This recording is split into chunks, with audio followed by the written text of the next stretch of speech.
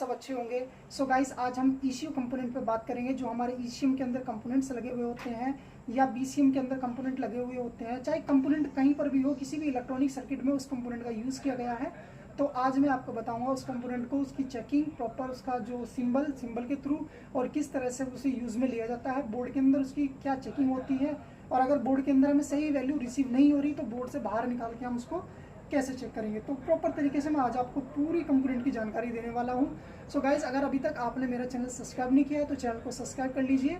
आपकी कार की प्रॉब्लम के लिए, आपकी कार में कोई भी इलेक्ट्रॉनिक रिलेटेड कोई भी प्रॉब्लम हो, आप मुझे इंस्टाग्राम पे मैसेज कर सकते हैं या मुझे आप कमेंट कर सकते हैं। और गाइज, बेल आइकन को प्रेस कर लीजिए ताकि जब भी मैं जो सीख रहे हैं लर्नर स्पेशली उनके लिए, तो जब भी मैं नई वीडियो अपलोड करूं आप तक वो वीडियो पहुंच जाए। क्योंकि मैं बहुत ही इंटरेस्टिंग वीडियो बनाता हूं। जो भी हमारी कार के कंपोनेंट में, कार के सिस्टम में इलेक्ट्रॉनिक डिवाइसेस यूज़ होने वाली है, उनके अंदर कंपोनेंट्स की ईसीएम रिपेयरिंग की और बीसीएम रिपेयरिंग की प्रॉपर तरीके से मैं अपने चैनल के माध्यम से आपको जानकारी देने की कोशिश करता हूँ, जितनी भी मैं ज़्यादा से ज़्यादा दे सकता हूँ। सो गाइज, आज हम बात करेंगे डायोड पे। तो डायोड की हम प्रॉपर तरीके से जानकारी लेंगे, क्या ये डायोड है, किस तरीके से काम करता है और कहाँ कहाँ पे इसको यूज़ में लिया जाता है। प्रॉपर तरीके से हम आज इसको बात करेंगे। तो गाइस, जो हमारा डायोड होता है, डायोड पे दो पोल होते हैं, ठीक है। तो मैं आपको प्रॉपर तरीके से आज समझाता हूँ डायोड को। सो गाइस, सबसे पहले हम डायोड के सिंबल की बात कर लेते हैं। सबसे पहले हम डायोड के सिंबल की बात करेंगे। जो डायोड का सिंबल होता है वो गाइस इस तरह से डायोड का सिंबल होता है। ये डायोड का आपको सिंबल मिलेगा इस तरह से, देखने के लिए डायोड का इस तरह से डायोड का सिंबल मिलेगा। और इस सिंबल पे क्या होता है कि जो डायोड होता है, डायोड को नॉर्मली जो डायोड मैं आपको सर्किट में दिखाऊंगा किस तरीके से होता है। तो ठीक है, तो गाइस अभी हम देखते हैं कि डायोड पे दो सिरे होते हैं, जिसको हम एक को बोलते हैं एनोड और एक को बोलते हैं कैथोड। यानी कि एक सिरे को हम एनोड के नाम से जानते हैं, एक सिरे को कैथोड के नाम से जानते हैं। अगर इसको सिंपल भाषा में समझे तो यानी कि प्लस और माइनस, ये दो पोल जो होते हैं इस पर, ये प्लस और माइनस होते हैं, ठीक है। यानी कि एनोड हमारा प्लस का होगा और जो कैथोड होगा वो माइनस का होगा, ठीक है। तो अब ये काम कैसे करेगा? जो हमारा डायोड है, डायोड एक ही डायरेक्शन में करंट का फ्लो करता है, यानी कि रिवर्स करंट का फ्लो नहीं करेगा, एक ही डायरेक्शन में करंट का फ्लो करेगा। अब करंट का फ्लो कैसे होता है? करंट का फ्लो होता है पॉजिटिव से नेगेटिव की तरफ, ठीक है। तो पॉजिटिव से नेगेटिव कैसा होगा? अब जैसे हमारा डायोड है, डायोड का एक सिरा हमारा एनोड है, एक सिरा कैथोड है। तो एनोड हमारा पॉजिटिव है। तो जब हम कोई भी हम एक बैटरी ले लेते हैं, कोई भी हम एक बैटरी ले लेते हैं और बैटरी से हमने यहाँ पर एक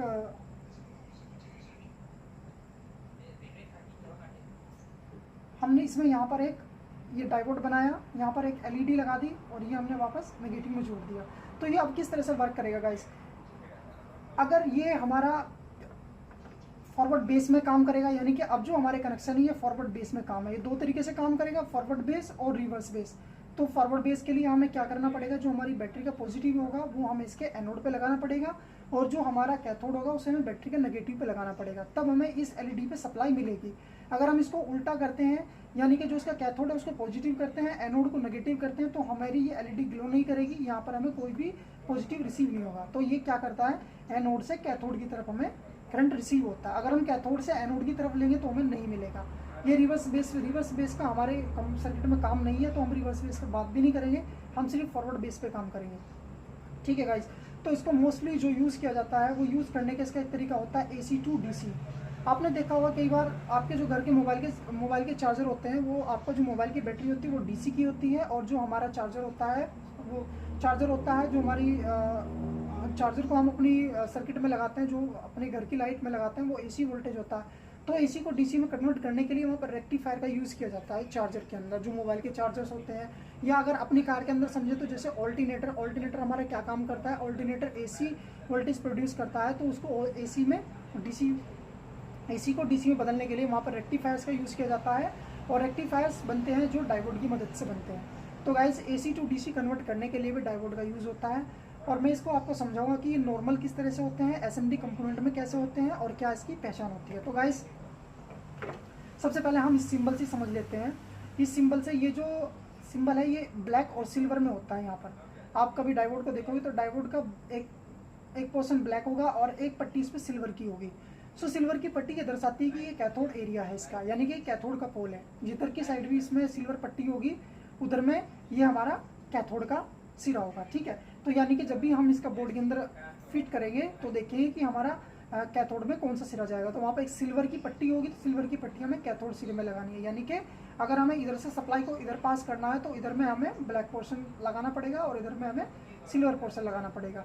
अब ये जो सिंबल दर्शा रहा है, ये सिंबल ये दर्शा रहा है, ये जो डंडा आप देख रहे हैं इधर में, कि ये इधर से करंट का फ्लो जो है रोक देगा, सिर्फ इधर से ही करंट का फ्लो इसमें पास होगा। ठीक है गाइस, तो अपने हमने क्या बात कर ली, इसके सिंबल की बात कर ली।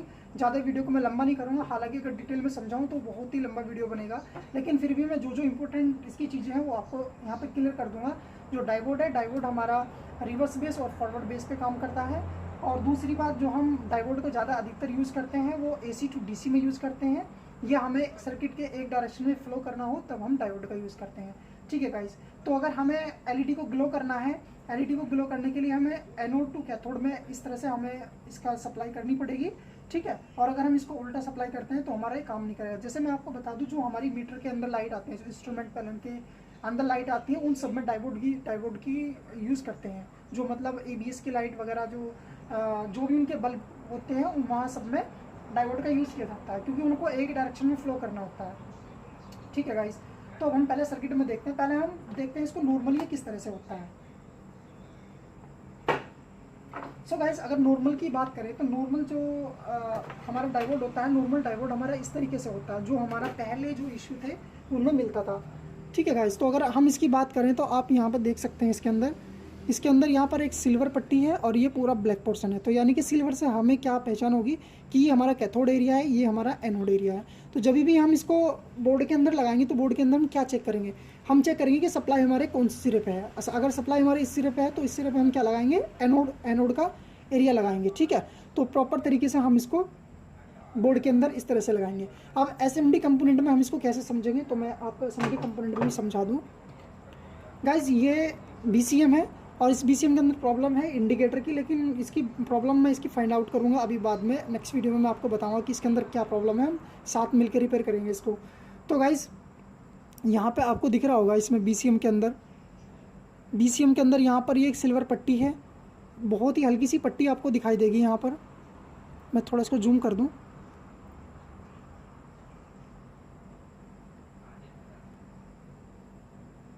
तो इस तरह से गाइस आप ये देख सकते हैं, यहाँ पर एक सिल्वर पट्टी आपको दिखाई दे रही है।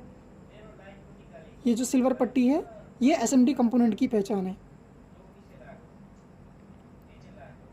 सो अब हम इसकी जो है चेकिंग करेंगे। अब हम इसकी चेकिंग करके देखते हैं कि हमें ये वैल्यू किस तरह से रिसीव होगी। इसमें जो वैल्यू रिसीव होगी वो हमें ओनली ऑन एक सिरे पे रिसीव होगी, यानी कि जब हम एनोड टू कैथोड अपने मल्टीमीटर को सेट करेंगे तब हमें वैल्यू रिसीव होगी। और हम चलो मैं आपको प्रैक्टिकली इसको दिखाता हूँ कि किस किस तरीके से ये रिसीव होगी मल्टीमीटर से भी प्रैक्टिकली। सो गाइस, अपने मल्टीमीटर को डायोड रेंज पे सेट कर लेना है। डायोड रेंज पे सेट करने के बाद में डायोड रेंज पे सेट करने के बाद में यहाँ पर जो हमारे ये डायोड हैं, अब डायोड को हमें किस तरह से चेक करना है। जो अभी हमने चेक किया था कि जो हमारा सिल्वर पट्टी है, सिल्वर पट्टी यानी कि हमें कैथोड दर्शाएगी। तो कैथोड मतलब नेगेटिव, तो उसको हम ब्लैक पोर्शन हम कैथोड पे रखेंगे और एनोड पे रखेंगे हम पॉजिटिव। तो जैसे हम उनकी चेकिंग करेंगे तो यहाँ पर हमें रिसीव होगी वैल्यू, तो 0.598 हमें यहाँ पर डायोड की वैल्यू रिसीव हो रही है। अब अगर हम इसी प्रोब को पलट के रखते हैं तो क्या वैल्यू रिसीव होगी या नहीं होगी। सो गाइज, अगर हम इसको इधर से पलट के रखते हैं तो हमें यहाँ पर कोई भी वैल्यू रिसीव नहीं हो रही, यहाँ पर ये वैल्यू रिसीव नहीं हो रही। तो ऐसे ही दूसरे को देख लेते हैं, दूसरे के अंदर भी यहाँ पर वैल्यू रिसीव नहीं होगी। और इधर से लगाएंगे तो वैल्यू इसमें रिसीव होगी। ठीक है, तो गाइज ये इसकी चेकिंग है। ये एक ही डायरेक्शन में इसमें वैल्यू मिलेगी। लेकिन क्या हो जब हमें इसके दोनों सिरों पे वैल्यू मिलेगी। अभी हम देखते हैं इस वाले को। अभी आप देखिए, ये जो प्रोब है, ये प्रोब मैंने इसकी जो है कहाँ पे लगाई है, एनोड पे नेगेटिव प्रोब लगाई, यानी कि ब्लैक वाली। तो आप देख सकते हैं इधर में भी वैल्यू है और इधर के अंदर भी इसमें वैल्यू है 5.98। ठीक है गाइस, तो इधर के अंदर भी इसके अंदर वैल्यू है। तो यानी कि अब अगर देखा जाए तो एक तरीके से अगर हम बोर्ड के अंदर चेक कर रहे हैं तो ये खराब है। लेकिन मैं आपको बताऊं कि इसके जो कनेक्शन किए गए हैं वो कनेक्शन इस तरह से किए गए हैं। आई थिंक आपको समझ आएगा। यहीं से ये वाला जो डायोड है, डायोड का ये कैथोड सिरा है और ये इसका एनोड सिरा है। और यहीं से इन्होंने एक रेजिस्टेंस लगाया 152 वैल्यू का, तो इधर से निकाल के इधर से यहाँ पे एक वायर इन्होंने इसके अंदर जोड़ दी, तो यहाँ पर तो वैल्यू रिसीव होगी। लेकिन क्या ये सही भी है या नहीं, तो अब उसके लिए हम क्या करेंगे, उसके लिए हम इसको बोर्ड से बाहर निकालेंगे। तो चलिए हम इसको बोर्ड से बाहर निकाल के चेक करते हैं कि क्या ये सही है या नहीं है।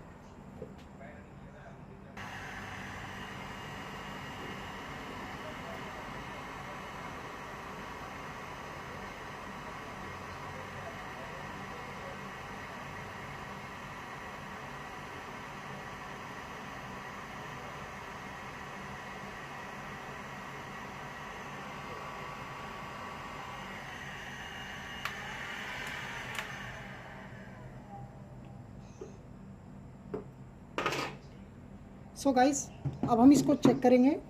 बोर्ड से हमने इसको बाहर निकाल लिया। पहले हम इसकी लाइन को चेक करेंगे कि लाइन के अंदर क्या है इसमें।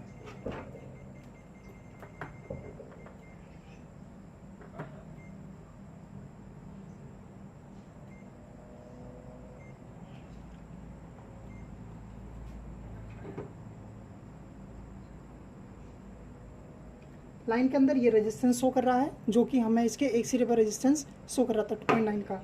ठीक है, तो साइड में देखते हैं, इधर भी सेम रेजिस्टेंस शो कर रहा है, क्योंकि हमारा अब जो कंपोनेंट है वो निकल चुका है। तो अब हम चेक करेंगे अपने कंपोनेंट को कि कंपोनेंट हमारा क्या सही था या नहीं। इस कंपोनेंट अभी हमने बोर्ड से बाहर निकाल लिया, तो बाहर निकालने के बाद में अभी हम इसको चेक करते हैं। तो चेक करने पे देखते हैं यहाँ पर क्या रिसीव होगा हमें। तो सबसे पहले हमने इसकी प्रॉप को लगाया, तो इस साइड में हमें कोई भी वैल्यू रिसीव नहीं हो रही है। अब देखते हैं इसको पलट का। सो गाइस, जैसे ही हमने इधर से पलट के लगाया तो यहाँ पर हमें वैल्यू रिसीव हो रही है। तो ये वैल्यू रिसीव हो रही है, इसका मतलब हमारा कंपोनेंट एकदम सही है और ये सही प्रॉपर तरीके से वर्क कर रहा है। हमारा जो ये था चेक करने का तरीका, ये हमने आपको चेक करके इसीलिए दिखाया कि अगर बोर्ड के अंदर हम कोई भी चीज़ चेक करते हैं, उसकी वैल्यू हमें सही नहीं आ रही, तो हमें कंपोनेंट को बोर्ड से बाहर निकालना होगा, उसकी प्रॉपर चेकिंग करके उसको वापस तब फिट करना होगा।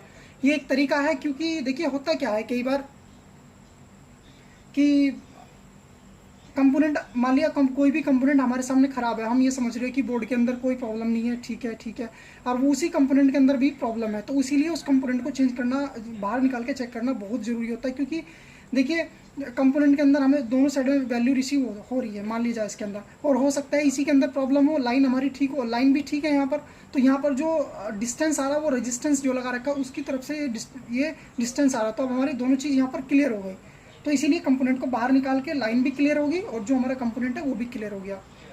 तो आप ही जब किसी कंपोनेंट पर अगर आपको डाउट हो, कोई भी हो, रेजिस्टेंस हो या कोई भी आपका ट्रांजिस्टर हो या डायोड हो, किसी भी प्रकार का, या कैपेसिटर वगैरह, जिस पे भी आपको लगता है कि यहाँ पर वैल्यू हमें अच्छी सही रिसीव नहीं हो रही जो एक्चुअल में होनी चाहिए, तो आप उसको कंपोनेंट को बाहर निकालिए और उसकी कंपोनेंट की चेकिंग कीजिए। सो गाइस, आज इस वीडियो में बताने का यही था कि डायोड क्या है, क्या इसकी चेकिंग है और किस तरीके से ये वर्क करता है। आई होप आपको ये सारी जानकारी समझ आई होगी गाइस। अगर फिर भी इसके बाद आपका कोई सवाल है, आपकी कोई बात समझ में ना आई हो, तो आप मुझसे कमेंट करके पूछ सकते हैं या इंस्टाग्राम पे मुझे फॉलो करके वहाँ पर मैसेज करके अपना कंक्लूजन क्लियर कर सकते हैं। देखिए गाइस, मैं कोई एक वो नहीं हूँ कि भाई कोई मैं फिल्म एक्टर हूँ या कुछ भी, क्योंकि जो हम प्रैक्टिकल करते हैं वो एक डिफरेंट तरीका होता है, और जो मोबाइल पे या कैमरे के सामने जब कोई चीज़ समझाते हैं तो थोड़ा हेजिटेशन होता है। हालांकि जो हमें बताना है वो मैं प्रॉपर तरीके से अपना 100% दे के आप लोगों को बताता हूँ, लेकिन फिर भी अगर कोई चीज़ छूट जाए या कोई चीज़ आपकी समझ ना आए तो आप मुझे कमेंट करके बताएं। वीडियो कैसी लगी आप मुझे कमेंट करके बताएं। सो गाइस, बेल आइकन को प्रेस कर लीजिए, जैसे ही मैं नई वीडियो अपलोड करूँगा आप तक वो वीडियो पहुँच जानी चाहिए। किसी भी हालत में आप उस वीडियो को देखें और उस वीडियो से कुछ नया सीखें। आई होप डायोड आपको क्लियर हो गया होगा हर तरीके से। So okay, thank you guys, video को लाइक कीजिए। So okay, thank you guys, मिलते हैं किसी नेक्स्ट टॉपिक में, नेक्स्ट वीडियो में। मुझे कमेंट कीजिए किस टॉपिक पे आप नेक्स्ट वीडियो देखना चाहते हैं, और गाइस वीडियो को जरूर लाइक कीजिए, मोटिवेशन बहुत मिलता है वीडियो के लाइक होने से। So okay, thank you guys.